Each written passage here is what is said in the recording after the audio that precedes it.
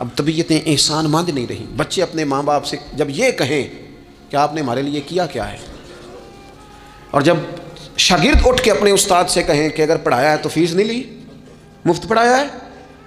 اگر کوئی بیوی اٹھ کے اپنے خامد سے کہہ دے، نبی پاک علیہ السلام نے فرمایا، بخاری میں موجود ہے، کہ ساری زندگی تم عورت کے ساتھ نیکی کرتے ہو لیکن تمہارا ایک عیب دیکھتی ہے تو وہ کہتی ہے میں نے تو کبھی تم میں کوئی بلائی دیکھی نہیں، یہاں تو سکھ پایا ہی نہیں. فرمایا اس بنیاد پر کثرت سے عورتیں دوزخ میں جائیں گی. اور اگر وہ خاتون جس نے سارے دکھ سکھ دھوپ چھاؤں خامد کے ساتھ گزاری، اگر خامد اسی کو اٹھ کے تانا زنی کرے اور اس کے دو ایک کاموں کو بنیاد بنا کر کے یہ چیز نہیں ملی، یہ کپڑا وقت پہ استری ہوا نہیں ملا، اس کی زندگی کی ساری نیکیوں کو توڑ کے رکھ دے، یہاں تک کہ اس کے ماں باپ کے بارے میں بھی کمزور جملے کہے، تو اللہ کا قرآن کہتا ہے وَلَا تَنْسَبُوا الْفَضْلَ بَيْنَكُمْ، آپس میں ایک دوسرے کا احسان بھول نہ جایا کرو.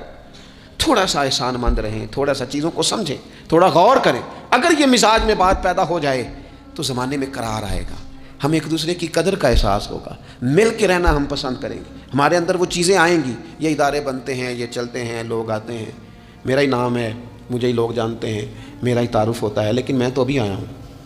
تو جس نے یہاں میرے آنے سے پہلے صفیں بچھائی ہیں وہ بھی تو بڑا قیمتی آدمی ہے نا، جس نے جھاڑو دیا اس کی بھی تو بڑی بات ہے نا. جو میں چلا جاؤں گا اپنے معاملات میں، جہاں مجھے مزید سفر کرنے نکل جاؤں گا تو یہاں ڈیوٹی کریں گے، یہاں سے چیزیں اٹھائیں گے، ان کی بھی تو بڑی بات ہے نا. لیکن ہم احسان ماننے کو تیار، یعنی سو رہے ہیں سیٹھ صاحب گاڑی میں، پیر صاحب، علامہ صاحب سو رہے ہیں، ڈرائیور گاڑی چلا رہا ہے، وہ سویا ہوا ہے، پتہ نہیں کتنی دیر ہو گئی، ایک ذرا جگہ کسی جگہ بریک لگ گئی ہے تو آنکھ کھلتے کہتا ہے دھیان نہ چلا. او بھائی تو سویا ہوا تھا. اس کی نیکی سمجھ جس نے ساری رات تجھے سفر کرایا ہے اور یہاں تو تلخ ہو گیا صرف ایک بات پر. احسان مندی کا مزاج نہیں. مطعم بن عدی ایک سردار تھا قریش کا.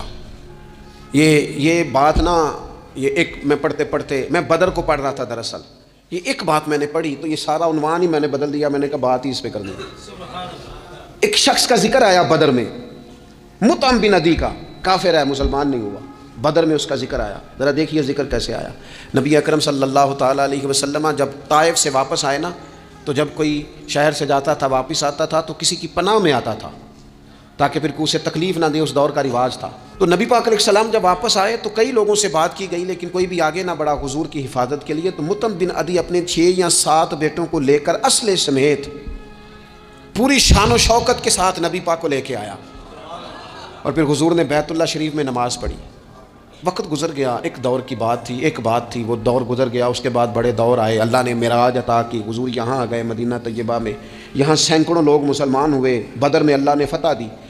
جب بدر کے قیدیوں کی بات چل رہی تھی نا، یہ جو لوگ قیدی ہو کے آئے ہیں انہیں کس طرح چھوڑنا ہے، تو بڑے بڑے سردار مکے کے تیار تھے سفارش کے لیے آنے کے لیے کہ ان قیدیوں کو چھوڑ دیا جائے. یہاں بھی مشورہ ہو رہا تھا کیا کرنا ہے، قتل کر دیا جائے ان کفار کو، یہ بھی مشورہ تھا، فدیہ لے کے چھوڑ دیا جائے، یہ بھی مشورہ تھا.